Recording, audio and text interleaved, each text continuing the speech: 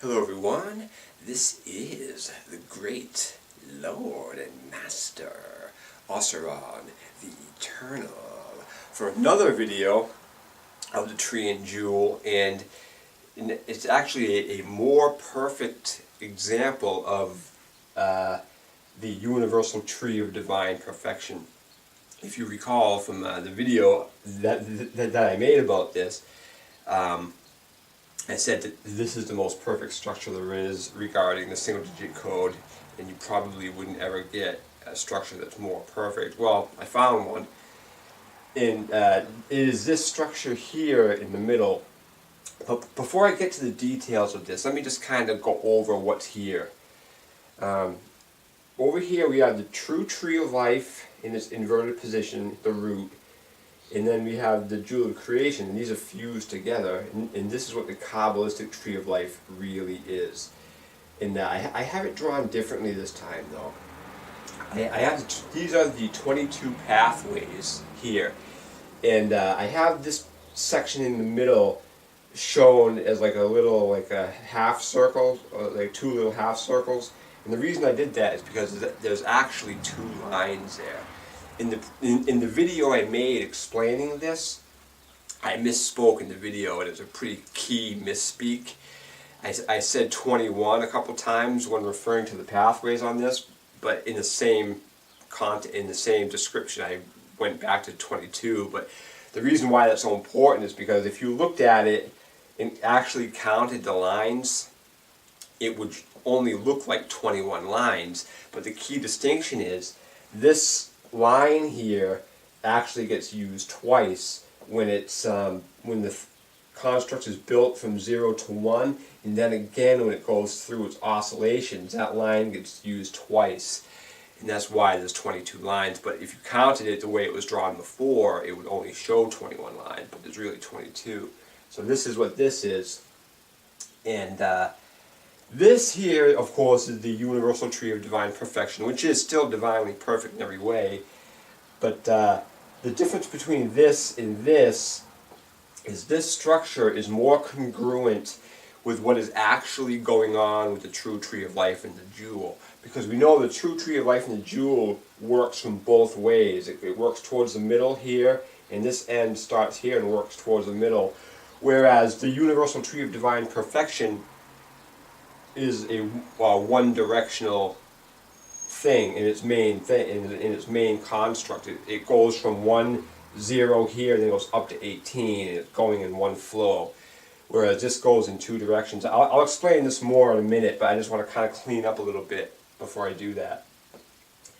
And the whole reason for this video, the main reason for this video, is I wanted to show something that I discovered about the true tree and the jewel after I made the last video.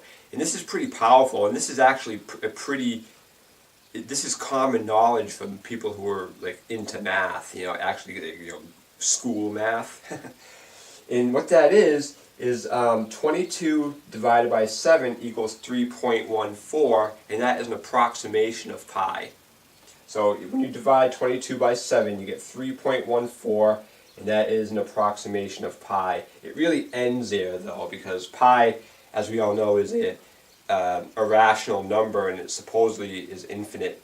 But this loses its contact with pi here, because the next number in pi would be 1, and when you divide 22 by 7, it goes 3.142, so it loses its congruency basically here with what I have, but it's an approximation of pi when you divide 22 by 7. And we see that on the middle pillar.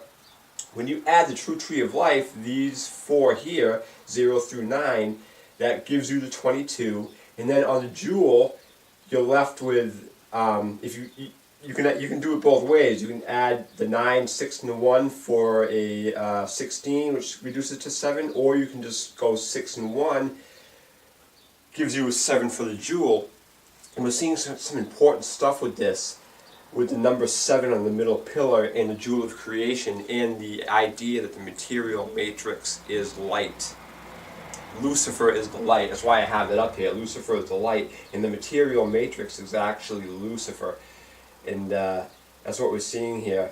And there's a lot going on with that. I'll get back to this a little bit later and explain more on that. I just want to show, in this little structure here is sort of like, all this structure was meant to do in the beginning was show that this construct here, if you overlay it going the other way, because as I said, this is one directional here, and if you were to overlay it the other way, doing the same exact thing as this but coming down, everything cancels to 9. And this little structure was supposed to kind of show that. And there's two ways you could have done it. If you did it exactly reversed and not count the pillars, because you know these trees, or the tree of life has, the pillars are polarized. You got feminine and masculine. Well, if you discounted that with this and just overlaid it exactly, meaning you would do the opposite and it would come down the exact reverse. It would come down the exact reverse and it would all cancel to 9. If you maintain the integrity of the pillars, like if you were to say this is feminine no matter what and this is masculine no matter what, then it would separate to 8 and 1 on those two pillars, like that. And this construct was only supposed to show that. And then I realized if you start in the middle here, this is like a neat little way that shows 12, like the relationship of 12 and even 8.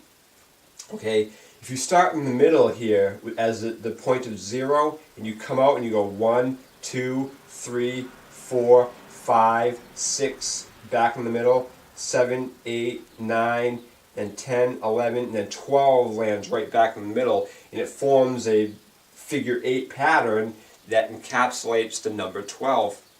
And the beauty of this structure is it's actually infinite in a way too, because you could stack this up on top of each other, because the bottom is a 9 and the top is a 3, and then when you plug them into each other, the 9 plus 3 would become 12 again, and which reduces to a 3. So this could stack on top of itself, and it does a lot of other interesting things too. The masculine numbers on either construct reveal a 12 too. So when you add 6, like in this upper world here, I'll actually start with the lower worlds because there's a point I want to make. So in the lower world, the numbers that take the masculine role are the 8 and the 10 as a masculine and the 12 as a masculine. When you add those up, you have 8 and then 9, then 3 for 12, so 8, 9, then 10, 11, 12, and that gives you a 12 or 3 reduced for this world down here. And the other triangle that is the female triangle reduces to 9. So you got 7, 8, 9, and 18, 9, and that reduces to a 9. Up here, the masculine numbers are on the feminine triangle, and those numbers add to 12 again. You got 6, 7, 8, 9, 10, 11, 12, which reduces to 3. And that is on the feminine triangle, but the masculine numbers are in that position. And then the female numbers are on the masculine, what would be the masculine shaped triangle, and that reduces to 9. You got 5, 6, 7, 8, and 9. So we're seeing a lot of interesting things in this construct in relation to 12 and even 8, and you could say because it forms in a figure 8 loop. It goes around and right back into the middle, and it's congruent. Everything's like that. And this is, there's a lot going on with this, and it's pretty neat. But it was in pondering this structure here, trying to make this fit into infinity, that I actually discovered this structure. Because I said, because there's one point I really have to make, is that all these ideas don't just pop in my head complete. You know what I mean? These ideas don't just show up complete. I have to work at this to get this to work out. I was actually staring at this, and this over here for like 4 days before I figured out this structure, and I figured out this structure on the full moon the other day, 5/29, and that was like 4 days after I started working on this. I was just staring at this, trying to make a video that was going to be worthwhile, because I didn't have anything except the fact that this turns into pi, and this, when you overlay it reverse, cancel itself out. That's not really anything, that's not really a great stellar video. But then this popped in, then this came to me and I started working it and I realized how this isn't actually divinely perfect structure, and this is a perfect time to get into that. What this structure actually is. Okay, now I said that this structure is more congruent with what's going on with the true tree and jewel, and it is because it shows two-way motion. But there's one thing I want to point out. See, the mistake I made with this versus this, because this is divinely perfect. I'm not taking away from this at all. This is divinely perfect, and this turns into the infinite web of fractality that I made a video about. But what this does, I have a video on the Kabbalistic kill stroke. It shows how the true tree and the jewel transform to form this structure here, 3 interconnected rings. Okay. And these black lines show the demarc point of that. You have the hexagonal shape here, you have the hexagonal shape up here, and then in the middle, these two worlds in the middle are incomplete, untransformed worlds. But when you transform them, it turns into this. And when it transforms into this, there is no spheres in the middle of these. See, I just added those spheres in the middle because I just felt like it would be cool to do that, and it fits in with the flower of life pattern if you do that. But when the tree and jewel transform into this, there are no spheres in the middle of any of these. I just added those, and it just turns out it produces something that's amazing. But as far as the tree and jewel are concerned, there is no spheres here. So now what you do is, and the beauty of this structure is, it acknowledges 0 in the construction of it, but then when the construct is finished, 0 disappears. Okay? So what you do, and this could probably actually start from the bottom to the top, but in this case I started from the top down, but it really doesn't matter, as you'll see in a minute. Okay, what you do is you acknowledge 0. Okay? You acknowledge 0 here, and then you go 1, 2, 3, 4, 5, 6, 7, 8, 9, and then you go back up. You go 10, 11, 12, 13, 14, 15, 16, 17, and that 0 gets filled in by the 18, which reduces to 9. Okay, so now the 0 disappears with the only number that has the right to take the place of 0, which is 9, and it forms a closed, completed construct. But the beauty of this is, this shows two-way action, and it's completely mirrored on its reverse construct. It's the same thing. It's basically the same thing both ways, because what happens is on this side you see the 1, 2, 4, 5, 7, and 8. Well, when you reduce this, 10 becomes 1, 11 becomes 2.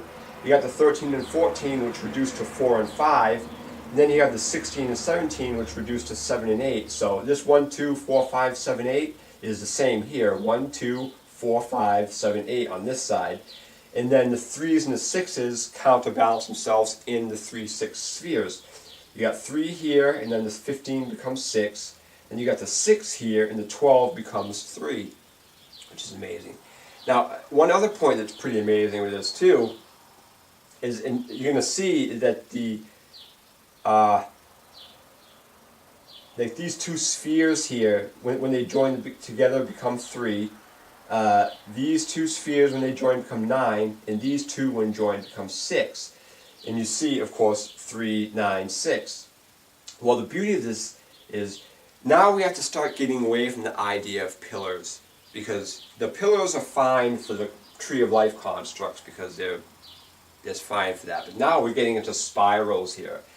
So on the bottom, I have a habit of writing what the totals reduce to when you add the numbers up. And I did that again here, but I kept it simple here for a lot of reasons. And I only used the reduced forms, except for the 6336, because again, in the middle here, these middle spheres, when you add them up in the unreduced form, it becomes 63. And then when you add them up in the reduced form, it becomes 36. And we see that same thing here on the universal tree of divine perfection. But the same thing happens on, I could call this the Chains of Olympus, just to give it a name for now. You're seeing the same thing. When you add it up and it's non-reduced, you get 63. When you add it up and it's reduced, you get 36 in the middle here. Now, the other pillars, if you want to call them pillars, when you add them in the reduced form, obviously it's 396, and that becomes 18. Same thing here, 396, which becomes 18. But we have to kind of get away from the notion of pillars on this, because this isn't a pillar form, it's spirals now. So, but it's the same thing either way when you use reduced numbers. So now we got 3 spirals to 9, then spirals to 6, and then it goes to 3 spirals to 9 and spirals to 6. So the 18 is the same no matter how you do it. That's why I kept only the reduced forms here. But now the beauty of that is, you got to 36 in the middle. When you add 18 and 18, that gives you 36. And 36 plus 36 is 72. So this construct is showing in its reduced forms 72, and we know how powerful that number is already. I have videos on that. So we're seeing the 72 here. Now, a few other interesting points of this. Both of these constructs, the Chains of Olympus and the Universal Tree of Divine Perfection, when you add all the numbers up in their unreduced forms, the grand total of it becomes 171. This does the same exact thing. And that 171 is a pretty interesting number because, number one, it's all feminine. All the numbers are feminine. Okay? But it's 3 numbers. And if you were to add that 1 to this 7, it becomes 81. Or if you were to reverse it, add this 1 to this 7, it becomes 18. And we know from the true tree and jewel is comprised of 18 spheres, and when you add up the total numbers for them both, it becomes 81. So we have the 18-81 relationship with the true tree and jewel, and we kind of see that here with the grand total number of 171. And now, if you were to use this as pillars, and you would add up the unreduced totals, I got that written here, what they are. If you were to use the unreduced numbers, this, if you using the pillars, this would be 45, and this would be 63. And when you add 45 and 63, that gives you 108. If you were to do it in spiral form, just using the outer ones, not the middle, you got 3, then 9, then 15 becomes 27. And this side, you have these two, and these two, which form 81 for their total. A lot of interesting things going on with that numbers to do that, but for the sake of this video and to keep it simple, and I just used the reduced forms because it doesn't matter how you do it. You can use pillars and get 18, or you can spiral through and get 18. It doesn't matter. And of course, you notice the 396. Now, there's also one other very interesting point to this. Right, when you come down, okay. You come down the top and you got 1 is feminine, 2 is masculine, 4 is masculine, 5 is feminine, 7 is feminine, and 8 is masculine, okay? It's the exact reverse on the other side when you go back up. Okay, we have the 1 and the 0 here taking the masculine role, because 10 follows the chain of numbers and it takes the masculine spot because it's even. So it's taking the masculine role, and when you reduce that, it becomes a 1. And now we have the 11, which reduces to a 2, but it's using 2 feminine numbers and taking the feminine role. The 12 here is in its masculine presentation because it's an even number, but when you reduce it, it's a 3, and it counterbalances to 6. Same thing with the 13. It's comprised of 2 feminine numbers, and it's taking the feminine spot, but it reduces to a 4, which is masculine. And over here, we have the 14, which takes the masculine position, which reduces to the feminine 5. And over here we have the 16, which is in the middle here we have the 15, which shows up as 2 feminine numbers, but reduces to a 6. And then we have the 3, 6 counterbalance here. The 7 is, the 16 here is taking the masculine spot, which reduces to 7. And the 17 takes the feminine spot, which reduces to the masculine 8. And then the 18, same thing. It cancels out like that. So it's completely reversed on the opposite side. And the important thing is the two-way stream. This is going backwards and forward, just like the true tree and the jewel are. Now, one other interesting point to go along with this is, oh man, I just lost my train. Okay, yeah. When you go through the process that joins the true tree and jewel to form this structure, this middle moves and it seals itself. Well, these two when it does that, these two spheres here that share two numbers, that's actually congruent with what goes on with the fusion of the tree and jewel, because the two spheres that merge together are the ones that have two numbers in them, the 6-3 and the 3-6 up here. There's two numbers in that to do that, and those are the spheres that do merge and join. So this is actually 100% congruent in that phase too. There's a lot of other things. You got 9. Every row here reduces to 9. You know, you got 1 and 17 become 9, 2 and 16 become 9, 3 and 6 become 9, 14. All these, every row becomes 9, and then the double rows here, you got 6, 1, 2, 3, 4, 5, 6. And then the middle is 4 to give you a 64 or a 10. There's a lot of interesting things going on with this. Now, one other point I want to show real quick, because this was supposed to be kind of about the number 7. Because as we see them in the middle pillar, the jewel of creation becomes 7. There's a lot of interesting aspects with 7. A lot of people use 7, and 7 is a powerful number, as we see on the Osiron Tarot Spiral. There's millions of examples where the number 7 shows up. But so up here what I did, I took the numbers 1 through 7, and then doing the same thing I do with 0 through 9 or even 1 through 8, I pushed it back into itself going reversed. So you got 1 through 7 going this way, and then you got 1 through 7 reversing going the other way. And what that does is now when you add up all the numbers that are left, every row becomes 8. Okay, so now we're getting the 8 to come from this two-way stream of the 7s. And now, 7 times 8 equals 56. Well, if you recall from the pillars of Yakin on either tree, when you multiply them, it becomes 56, which shows the heart of the tree and jewel. So you have the heart of the true tree is a 5, and the heart of the jewel is a 6. So 7 times 8 is 56, and we're seeing that. That's interesting. Another interesting aspect, though, to go with that, is that they say when there's like passage in the Bible or some shit like that where they say that when man incarnated into this world, they split to form man and woman.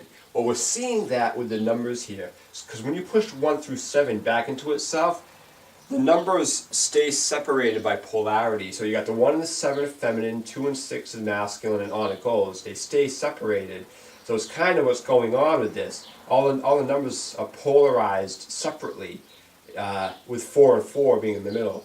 So it's showing a separation of the sexes and the separation of polarity in this number scheme when you do it this way. So that's just a little thing. That was just sort of something I was going to add before I figured this out. But really, the Chains of Olympus here is really the star of the show as far as this video is concerned.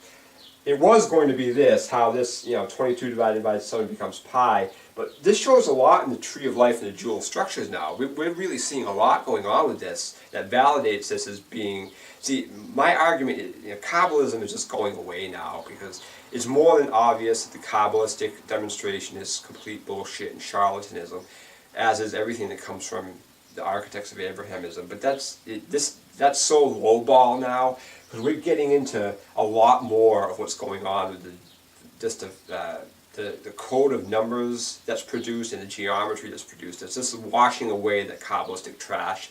It's almost beneath me now to even mention it because it's just so asinine. If people want to believe in Kabbalism, fine, believe in Kabbalism. There's people who still believe in the Tooth Fairy and Santa Claus. So that's basically what the level of Kabbalism has been reduced to now. It's just a child's fantasy. Because now we're seeing a lot here. When you add this up, as I've said a million times, you get 22. But when you multiply it, it becomes 360. And up here, the same thing. So now, not only are you getting the circle, the dimensions of the circle with 360 here, but now we're also getting pi. I missed something really important. So we have all these constructs. We have 2 new constructs. We have a fundamental construct that shows the nature of 12. And then we have, of course, the Chains of Olympus, which is absolutely...